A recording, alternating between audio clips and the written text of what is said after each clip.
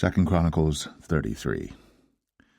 Manasseh was 12 years old when he began to reign, and he reigned 55 years in Jerusalem, but did that which was evil in the sight of the Lord, like unto the abominations of the heathen, whom the Lord had cast out before the children of Israel.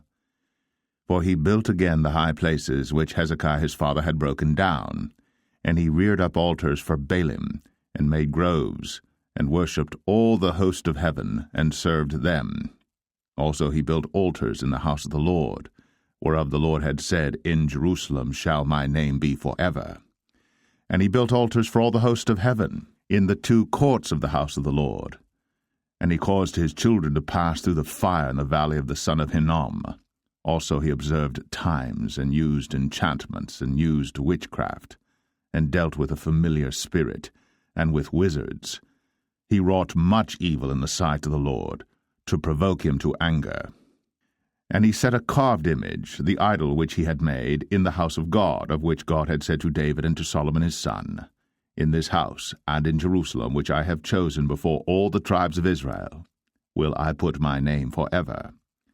Neither will I any more remove the foot of Israel from out of the land which I have appointed for your fathers, so that they will take heed to do all that I have commanded them, according to the whole law and the statutes and the ordinances, by the hand of Moses.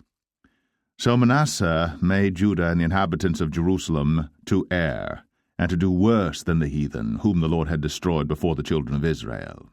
And the Lord spake to Manasseh and to his people, but they would not hearken. Wherefore the Lord brought upon them the captains of the host of the king of Assyria, which took Manasseh among the thorns, and bound him with fetters, and carried him to Babylon. And when he was in affliction, he besought the Lord his God, and humbled himself greatly before the God of his fathers, and prayed unto him.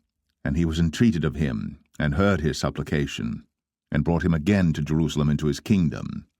Then Manasseh knew that the Lord, he was God. Now after this he built a wall without the city of David, on the west side of Gihon, in the valley, even to the entering in at the fish gate, and compassed about Ophel, and raised it up a very great height, and put captains of war in all the fenced cities of Judah. And he took away the strange gods and the idol out of the house of the Lord, and all the altars that he had built in the mount of the house of the Lord and in Jerusalem, and cast them out of the city.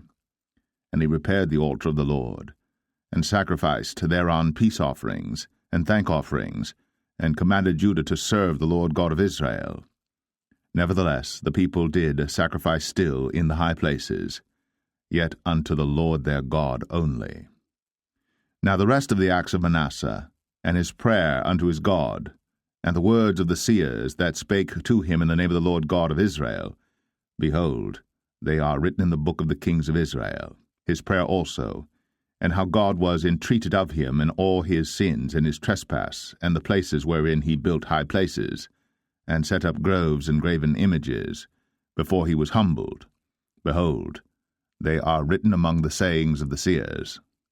So Manasseh slept with his fathers, and they buried him in his own house, and Amon his son reigned in his stead.